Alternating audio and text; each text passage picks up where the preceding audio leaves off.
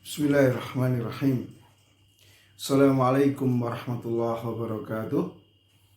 Innal hamdalillah nahmaduhu wa nasta'inuhu wa nastaghfiruh wa na'udzu billahi min shururi anfusina wa sayyiati a'malina. May yahdihillahu fala mudilla lahu wa may yudlil fala hadiya lahu. Asyhadu an la ilaha illallah wa asyhadu anna Muhammadan abduhu wa rasuluh, amma ba'd. Ma'asyiral muslimin rahimakumullah. Kita melanjutkan pembahasan kita di kitab Al-Urwatul Wuthqa, bab najati hadzal amr, bab keselamatan urusan ini. Ini merupakan bab terakhir dari buku ini. Ya. Jadi dimaksudkan dengan bab ini, beliau penulis ingin menjelaskan tentang perkara-perkara yang dengannya seorang hamba mendapatkan keselamatan. Karena dalam kehidupan ini Allah Ta'ala memberikan ujian-ujian, baik berupa kesenangan ataupun berupa musibah-musibah. Ya, Allah katakan di surat Al-Mulk, alladzi khalaqal mauta wal hayata liyabluwakum ayyukum ahsanu amala. Dia Allah yang telah menciptakan kehidupan dan kematian untuk menguji kalian, siapa di antara kalian yang paling bagus amalannya. Ya, di dalam hadis, ya, diriwayatkan oleh Imam Muslim bahwa Allah Ta'ala mengatakan, innama ba'atsuka, yakni Nabi SAW, liabtaliyaka wa abtaliya bika. Sesungguhnya aku mengutus dirimu, wahai Nabi, untuk aku timpakan kepadamu ujian-ujian, dan untuk aku menguji orang lain dengan dirimu. Jadi karena kehidupan kita ini penuh dengan ujian, entah diuji tadi dengan apa? Kesenangan, dengan kesulitan-kesulitan. Maka bagaimana kita mendapatkan keselamatan dari perkara itu? Maka di sini penulis membawakan 13 dalil. Yang pertama disebutkan surat Hud ayat 112 dan 113. Fastaqim kama umirta wa man taaba ma'aka wala tadghaw innahu bima ta'maluna basir wala tarkanu ilal ladzina dzalamu fatamassakumun nar wa ma lakum min dunillahi min awliya thumma la tunsarun. Maka beristiqomahlah engkau sebagaimana yang telah diperintahkan. Demikian pula orang-orang yang bertaubat bersama dirimu. Jangan engkau melampaui batas. Sesungguhnya Allah Maha melihat apa yang kalian lakukan. Jangan kalian condong kepada orang-orang yang berbuat zalim. Karena itu akan menyebabkan kalian disentuh oleh api neraka. Dan tidak ada bagi kalian dari selain Allah sebagai penolong, sehingga kalian tidak akan mendapatkan pertolongan. Ma'asyiral muslimin rahimakumullah. Dari ayat ini kita bisa mendapatkan sekian perkara yang mengantarkan kita kepada keselamatan. Yang pertama adalah apa? Sikap istiqomah. Fastaqim kama umirta. Beristiqomahlah sebagaimana engkau diperintahkan.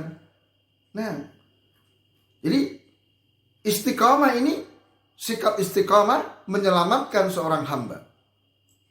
Nah, hakikat istiqomah itu bagaimana?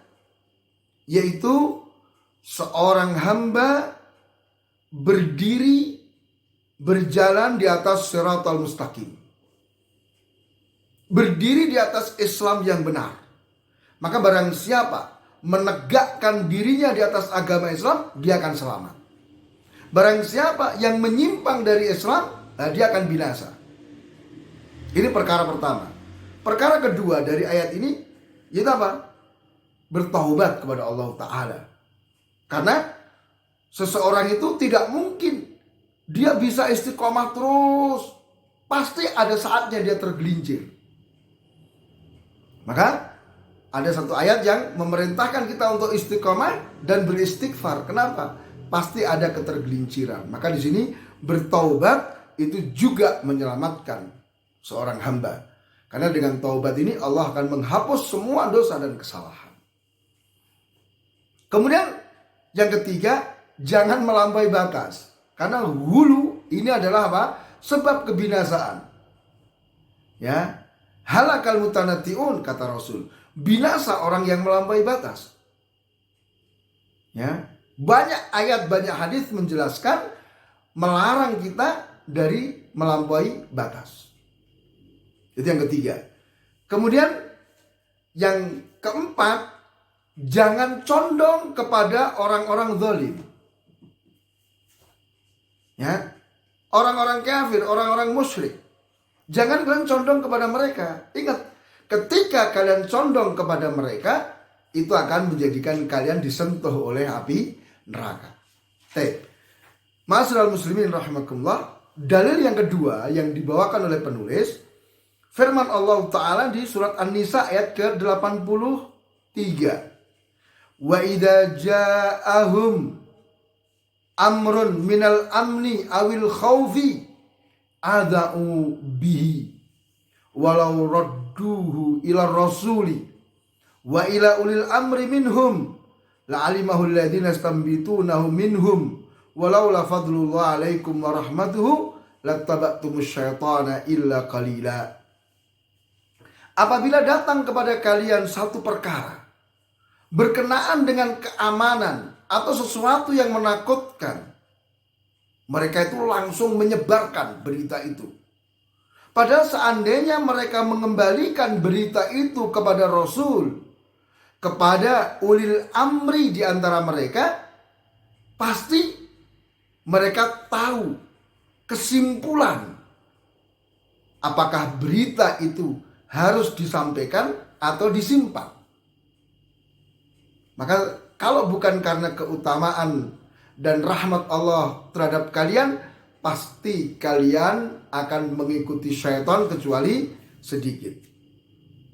Nah, jadi dari ayat ini kita bisa simpulkan, perkara yang menyelamatkan seorang hamba adalah mengembalikan urusan kepada ahlinya. Kembalikan urusan kepada ahlinya. Tadi ila rasul wa ila ulil amri. Terlebih perkara yang besar. Seperti hari ini misalnya kita mengalami pandemi COVID. Kembalikan urusan kepada pemerintah. Ini prinsip. Jangan ikuti ucapan-ucapan yang tidak jelas. Apalagi kemarin ada orang yang bukan dokter, bukan apa, bicara tentang masalah penyakit ini. Aneh. Kembalikan kepada ulil amri di antara kalian. Itu jalan keselamatan. Maka nanti pemerintah itu yang akan menentukan apakah berita itu disampaikan, mana yang harus disampaikan kepada rakyat, mana yang harus disimpan. Dan tentu semua itu pertimbangannya sangat banyak dan sangat luas. Tidak asal. Jangan sampai nanti menuduh, wah pemerintah nutup-nutupi. Ya tentu pemerintah ada pertimbangan ketika misalnya tidak menyampaikan satu informasi. Karena tidak semua berita itu harus disampaikan. Nah, jadi kembalikan kepada ahlinya. Tidak tahu, tanyakan kepada ahlinya. Sebagaimana Allah Ta'ala perintahkan, fas'alu ahla dzikri in kuntum la ta'lamun. Bertanyalah kepada ahlinya kalau kalian tidak tahu. Jangan tanya kepada orang-orang bodoh yang tidak ngerti apa-apa. Ini hati-hati. Sekarang muncul fenomena-fenomena di mana orang itu lebih percaya kepada orang bodoh, lebih mengikuti orang yang tidak punya kapasitas daripada mengikuti dan mendengar ahlinya. Ini yang akan membinasakan. Dan sekarang banyak kan, misalnya kayak kemarin ketika pemerintah melarang untuk sholat di masjid. Wah, orang rame ini begini. Padahal pemerintah punya pertimbangan. Akhirnya banyak orang ngikuti orang-orang bodoh. Sudah, kita berani aja. Masa ke masjid gak boleh? Masa ke masjid gak berani? Ke pasar aja berani kok. Macam-macam alasannya. Ini orang-orang bodoh tidak ngerti ilmu. Ya, kemarin ada juga tuh seorang artis, penyanyi atau apa bicara tentang hal ini. Nah, anehnya tuh ada orang yang ikut gitu loh. Maksudnya kan ikut kepada pemerintah, ikut kepada ahlinya. Jadi kalau pengen selamat, ikuti ahlinya. Kembalikan urusan kepada ahlinya. Ketika datang pada kita satu berita, ya, apakah berita itu tentang keamanan atau berita yang menakutkan, kembalikan. Jangan dinilai sendiri. Nah, dan walhamdulillah ketika kita mengembalikan urusan kepada ulil amri, itu bentuk keutamaan dan rahmat Allah kepada kita. Maka orang-orang yang ngeyel, yang mikir sendiri, tidak mau mengembalikan pada ahlinya, ya, yang tidak mau mengikuti ulama dan pemerintah, itu adalah orang-orang yang mengikuti syaitan, mengikuti hawa nafsunya. Ya, maka hati-hati.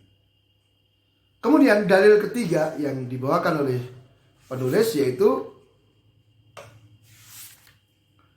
firman Allah, hadis, ya, hadis dari Zaid ibni Arqam radhiyallahu ta'ala anhu. Anhu qala, beliau berkata, qama Rasulullah sallallahu alaihi wasallam yauman fina khatiban bima'in yud'a khumman, yakni baina Makkah wal Madinah. Zaid bin Arqam cerita bahwa Rasulullah SAW pernah berdiri satu hari, berdiri di tengah-tengah kami, di satu daerah yang disebut dengan Khum, yaitu tempat antara Mekah dan Madinah. Yaitu dalam perjalanan pulang setelah menunaikan haji wada. Ini disebut dengan khutbah Ghadir Khum. Maka beliau di dalam khutbahnya fahamidallaha wa athna alaih, beliau memuji Allah, menyanjung Allah Ta'ala. Wa wa'adha wa dzakara, beliau memberi nasihat, beliau mengingatkan kepada kami. Tsumma, setelah itu beliau mengatakan, amma ba'd, adapun setelah itu, ala ayuhan nas, ketahuilah wahai manusia, fa inna ma'ana basyarun yushiku ayyatiya rasulu rabbi faujibu. Sesungguhnya aku adalah manusia biasa yang dikhawatirkan tidak lama lagi datang utusan Allah, yakni malakul maut, untuk mencabut nyawaku, dan aku memenuhinya. Wa ana tarikun fikum tsaqalain, dan aku tinggalkan pada kalian dua perkara yang berat. Awwaluhuma kitabullah, yang pertama adalah kitabullah. Fihil huda wan nur, di dalam kitabullah yakni Al-Quran itu ada petunjuk, ada cahaya. Fakhudhu bi kitabillah wastamsiku bihi, maka ambillah kitabullah, berpegang teguhlah dengan kitabullah. Wa hatha ala kitabillah wa raghaba fi, maka beliau pun memberikan dorongan-dorongan, motivasi-motivasi kepada kami untuk berpegang dengan kitabullah. Sumaqal, setelah itu beliau mengatakan, wa ahlu baiti, yang kedua adalah keluargaku. Udzakirukumullah fi ahli baiti, udzakirukumullah fi ahli baiti, udzakirukumullah fi ahli baiti. Aku ingatkan kalian tentang Allah berkenaan dengan keluargaku. Jadi ini ancaman. Hati-hati kalian. Jangan berbuat jelek kepada keluargaku. Ingat ada Allah. Nah, dari hadis ini, ma'asyiral muslimin rahimakumullah, kita bisa melihat di antara perkara yang menyelamatkan seorang hamba itu adalah mengambil dan berpegang dengan kitabullah. Berpegang dengan kuat, karena istimsak itu tidak sekedar pegang, tapi pegang dengan kuat. Nah, maka tingkat keselamatan seorang hamba tergantung tingkat kekuatan dia di dalam mengambil dan berpegang terhadap Al-Quran. Semakin dia menghadap kepada Al-Quran, semakin dia berpegang dengan Al-Quran, maka semakin besar keselamatan yang akan dia dapatkan. Karena apa? Di dalam Al-Quran, tadi dikatakan oleh Rasul, fihi al-huda wan nur. Ada petunjuk dan cahaya. Ingat ya, kehidupan kita ini penuh dengan ujian. Ada kegelapan syubhat, ada gelombang syahwat. Maka kita harus berpegang dengan cahaya, dengan petunjuk, supaya kita tidak tenggelam, supaya kita tidak tersesat dalam kehidupan ini. Nah, kemudian yang perlu juga dipahami, berpegang dengan Alkitab juga dimaksudkan berpegang dengan As-Sunnah. Ya, karena As-Sunnah ini juga wahyu dari Allah. Nah, dan As-Sunnah itu menjelaskan tentang Al-Quran. Maka Al-Quran itu lebih butuh kepada As-Sunnah daripada As-Sunnah terhadap Al-Quran. Nah, maka ada peringatan kalau orang itu menyimpang dari Rasul, ya dia akan tertimpa fitnah. Ya, dia akan mendapatkan azab. Nah, maka di sini berpegang dengan Al-Quran dimaksudkan adalah berpegang dengan Al-Quran was sunnah. Pegang itu. Pelajari Al-Quran was sunnah. Pelajari tafsirnya. Ya. Dan alhamdulillah sekarang sudah dimudahkan oleh Allah. Ya. Tafsir-tafsir itu sudah banyak.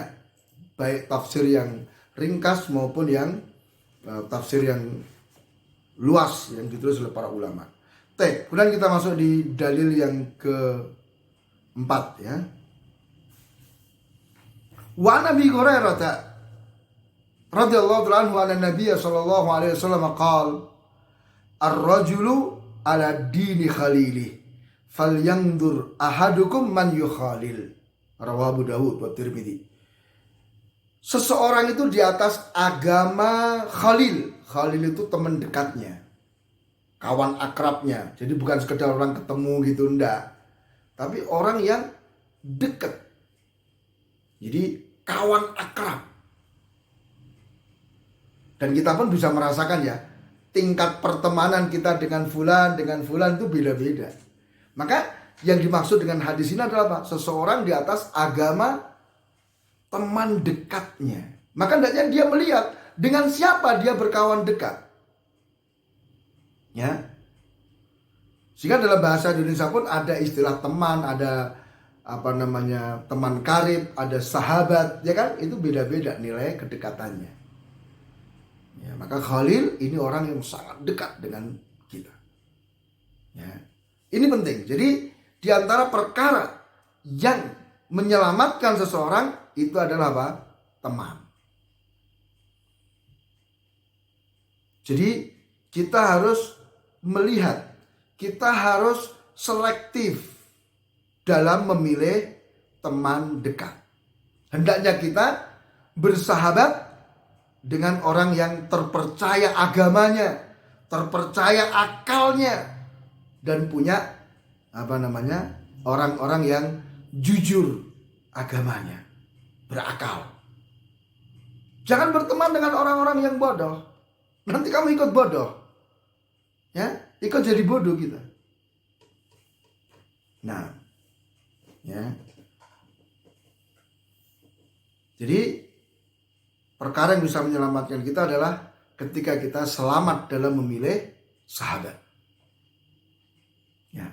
Sahabat itu teman dekat yang sejati, itulah yang membantu kita dalam ketaatan kepada Allah, mengingatkan kita ketika lalai dari Allah, ya, memotivasi kita untuk mengerjakan amal-amal kebaikan. Kemudian dalil yang kelima, hadis Hudzaifah. Ini hadis yang panjang, ya. Beliau radhiyallahu ta'ala anhu mengatakan, kana an-nasu yas'aluna Rasulullah sallallahu alaihi wasallam 'anil khairi wa kuntu as'aluhu 'anil syarr makhafata ayyudrikani. Dulu manusia bertanya kepada Rasul tentang perkara-perkara kebaikan, tetapi aku bertanya tentang kejelekan. Kenapa? Karena khawatir kejelekan itu akan mengenai diriku. Maka saya bertanya, ya Rasulullah, inna kunna fi jahiliyatin wa syarrin faja'ana Allahu bihadzal khair fahal ba'da hadzal khair min syarr. Wahai Rasulullah, dulu kita berada dalam kondisi jahiliyah, dalam kondisi kebodohan, dalam kondisi jelek, kemudian Allah datangkan kebaikan ini, yaitu Islam. Maka apakah setelah Islam ini akan datang kejelekan? Kata Rasul, iya. Saya tanya lagi, wahal ba'da dzalika syarr min khair? Apakah setelah kejelekan itu akan datang lagi kebaikan? Kata Rasul, na'am wa fihi dahon. Iya. Cuman kebaikan yang tidak murni, ada kotorannya. Jadi ibaratnya putih tidak putih bersih gitu, enggak, ada kotorannya. Satu saya tanya lagi, wa madahon, apa yang mengotori kebaikan kedua itu, ya Rasul? Qaumun yahduna bi ghairi hadi ta'rifu minhum wa tunkir, yaitu orang-orang yang memberi petunjuk bukan dengan petunjukku. Maka kadang kamu lihat dia kadang melakukan perkara yang ma'ruf, kadang dia berbuat kemungkaran. Saya tanya lagi, fal ba'da dzalikal khair min syarr? Apakah setelah kebaikan yang ada kotorannya itu akan datang lagi kejelekan? Kata Rasul, na'am. Iya, du'atun ila abwabi jahannam, dai-dai yang mengajak kepada pintu-pintu jahannam. Man ajabahum ilaiha qadhafuhu fiha. Barang siapa yang memenuhi seruan dai-dai ini, maka dai-dai itu akan melemparkan dia ke neraka. Qultu, ya Rasulullah, sifhum lana. Wahai Rasul, sebutkan ciri-ciri mereka. Qal hum min jildatina wa yatakallamuna bi alsinatina. Mereka tuh kulitnya sama dengan kita, berbicara dengan lisan kita. Artinya penampilan mereka ini, dai-dai yang mengajak ke pintu neraka ini, penampilannya penampilan muslim. Ini kita harus hati-hati. Karena ini berarti apa? Akan banyak orang yang tertipu karena dianggap dia di atas kebenaran. Maka di sini pentingnya ilmu, alaikhwah. Kemudian, fama ta'muruni in adrakani dzalik. Apa yang kau perintahkan kalau aku menemui kondisi itu, wahai Rasul? Qala talzam jama'atal muslimin wa imamahum. Hendaknya kau bergabung dengan jamaah kaum muslimin, ya, bergabung dengan pemimpin mereka. Tanya lagi, fa ilam yakun lahum jama'atun wala imam. Lah kalau tidak ada jamaah, tidak ada imam kaum muslimin, apa yang harus saya lakukan, ya Rasulullah? Fa'tazil tilkal firaqah kullah. Tinggalkan semua kelompok-kelompok yang ada. Walau anta'adha bi asli syajaratin. Meskipun engkau akan menggigit akar pohon, hatta yudrikaka al-mautu wa anta ala dzalik, sampai engkau mati dalam keadaan seperti itu. Ya, hadis ini diriwayatkan oleh Bukhari dan Muslim. Perhatikan, ma'asyiral muslimin rahimakumullah. Ya.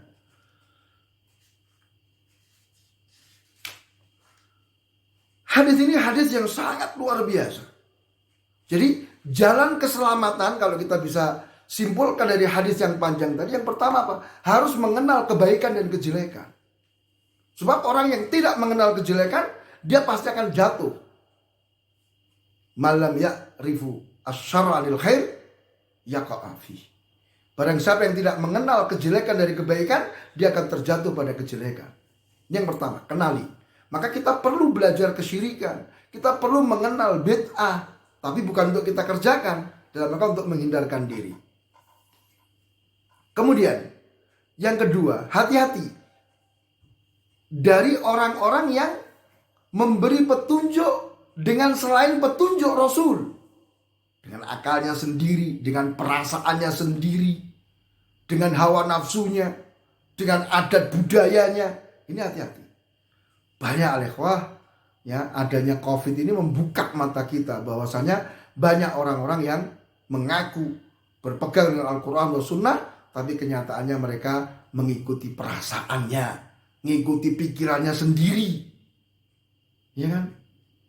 Coba ketika dilarang untuk tidak kumpul-kumpul, wah kita kangen, kita ini, ya kan? Ya, ketika diatur, ayo kalau ke masjid softnya harus dikasih jarak gini-gini, wah ndak nyaman, nggak srek saya, ya kan? Atau menggunakan kita di luar sudah wudhu, kita udah cuci tangan, masa ya kena penyakit. Coba sampai seperti itu. Nah, ini hati-hati. Kemudian harus mengenal dai-dai yang menyeru kepada pintu jahanam. Hati-hati. Karena siapa yang mengikuti mereka, menyambut seruan mereka, itu akan dilemparkan ke neraka jahanam. Waliyadzubillah. Ya, maka di sini jalan keselamatan, kata Rasul, talzam jama'atal muslimin wa imamahum. Berpeganglah, bergabunglah dengan jama'atul muslimin dan imamnya. Itu jalan keselamatan. Jangan pernah keluar dari ketaatan.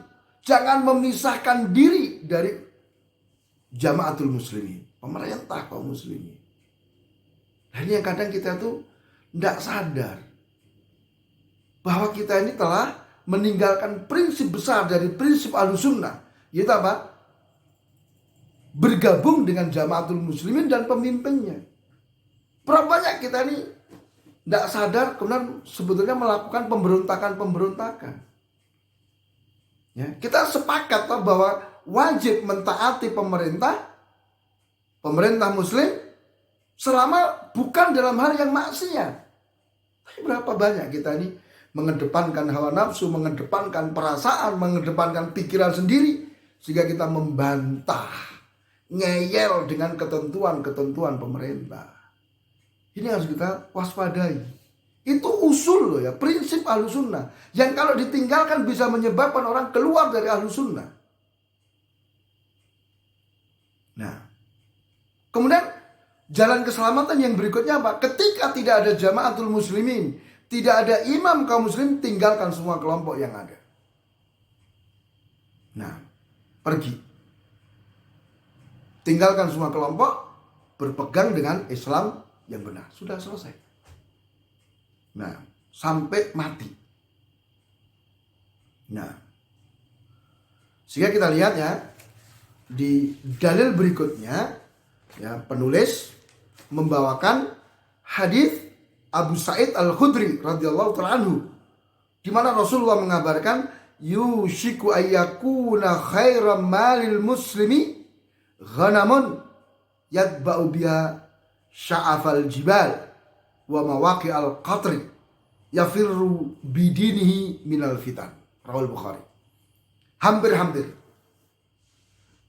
harta terbaik bagi seorang muslim adalah kambing yang berada di pucuk-pucuk gunung, yang mengikuti tempat turunnya hujan, tempat ladang-ladang penggembalaan.